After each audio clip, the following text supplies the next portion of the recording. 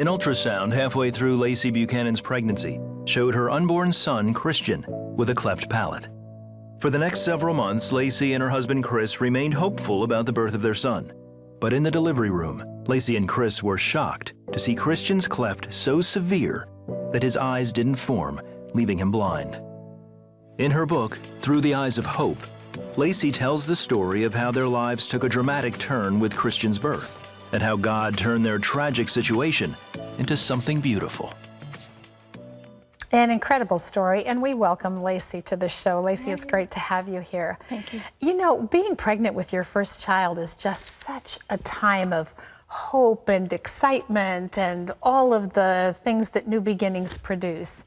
When did you first realize, and how did you first realize that there were complications? When we went in for the 18-week anatomy scan to find out the gender of the baby. So early on. Yes, very, very early. How did that impact your pregnancy? It made us ask a lot of questions. We worried a lot more than during a typical pregnancy, and just prayed a lot that our baby was going to be okay. What did you actually find out at 18 weeks? What was the prognosis you were given? The prognosis was cleft lip and palate, but there were some more things going on that the doctors couldn't figure out. Yeah, ultrasounds don't always show everything. Right. So this condition that Christian was born with is so rare. There are only like 50 cases in the world or something. Yes, that's what we've been told. Wow, unbelievable. Mm-hmm. So your baby is born, and of course you're anxious, and your husband is anxious. You're in the delivery room, and you, of course, are being taken care of after the birth, and Chris goes over to take a look at the baby and comes back and says it's worse than you had imagined. What went through your heart and mind, Lacey? It was, you know, we were in the operating room. There was so much going on. It was almost one of those, just immediately go to prayer and just, it was almost just surreal. Like, this can't be really happening. This can't be as bad as we think. And it kind of went from bad to worse, because the complications of Christian's condition involved his not being able to eat, tubes being put in, procedures that were incredibly painful. I mean, just the account of the pain he endured, and you as a mother, and I'm sure Chris standing there having to watch your child go through this. How did you endure that time? It was minute by minute some days. It was very painful. You know, we just had to hold on to hope that everything was going to be okay and that Christian was going to be okay. And some days it didn't look like it, but we just had to take it minute by minute sometimes. Well, one of the things that I know was so difficult for you once you left the hospital, I mean, you said that you were so happy to leave the NICU, the intensive care unit for babies, but then you faced the questioning eyes of the world and comments that people made that you endured with so much more grace than I would have. What was that like for you? At first, it was almost shocking to realize that not everybody saw Christian the way that I saw him through a mother's eyes, but I learned to approach those conversations with grace so that people would feel welcomed to ask questions and learn about Christian, because education about his disability was acceptance for him. Yeah, the key, really, to open the door. So he had not only the cleft lip and palate, but an extreme cleft in both areas. But he also had his vision impacted, blind from birth.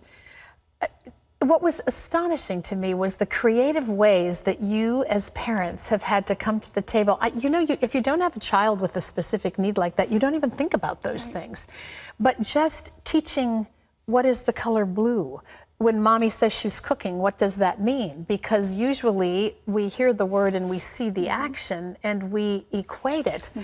I mean, this has been for you a life-changing learning curve and activity involvement. How has it changed your life? Christian needs to use all of his other senses to learn. So we really have to play on touch is the biggest one for him.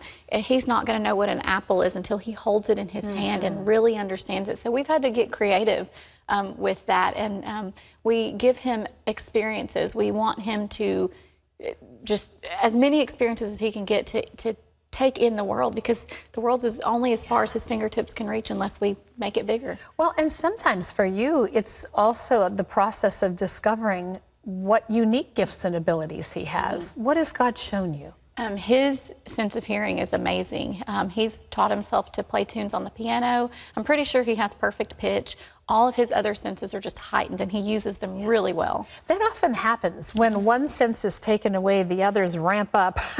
You know, when something extreme like this happens in the life of a couple, it's often very challenging to their relationship. I mean, how could it not be? The pressures are extreme. For some time, you talk in the book about wondering whether you needed to blame yourself, that you had done something wrong when the baby was in vitro. How did you and Chris sustain your relationship with each other? It wasn't easy. You know, there was a time where we both were heading in separate directions as far as how we were dealing with it and handling the situation. And we really just had to some days take it one day at a time and work on it when we could and put, you know, purposefully put effort into it. Mm-hmm. Did you get counseling? We did, yeah. Yeah, I think that's so smart. Yeah, absolutely. So smart. I mean, so many people don't do that, and then you stop wanting God to fix it. You know, it's a necessity. Good for you. You know, you now have Chandler, and I see the two of them together, and they're buddies. Yeah, they are. They are buddies. And I see that they really enjoy each other's company. What's that relationship like for them? Who leads who, and how does that function? So, Chandler, I feel like, has taken over the role of big brother for Christian. He teaches Christian how to be a typical little boy because Christian can't always see what that means. And so he's kind of taken on that role. And Christian has really taught Chandler, I think, about compassion and empathy. And Chandler loves to help his big brother. So Christian is now 5 and in kindergarten. And that brings another whole element into his life that must make you feel anxious for him sometimes. How do you handle that? Because children can be so cruel in their curiosity, natural curiosity. Right. I just, you know, I have grown a thick enough skin where the questions of small children don't bother me. I understand that they wouldn't ask that question if they knew the answer. They're not trying to be mean. They're trying to learn. And so then we step in and educate. Even small children, we want to teach them. I want to show them to be compassionate toward Christian and branch that out to other kids like him. In the middle of all of this, you created a video that really went viral. I mean, I don't think you had any idea when you did this what was going to happen. You were really expressing your love as a mom for a child that is beautiful in every way and loved in every way at home. But people just really got on board with this. How many responses did you have? How many hits? There were so many that I'm not able to keep up completely, but I think somewhere around 15 million. Unbelievable. You'll be answering that mail for the rest of your life.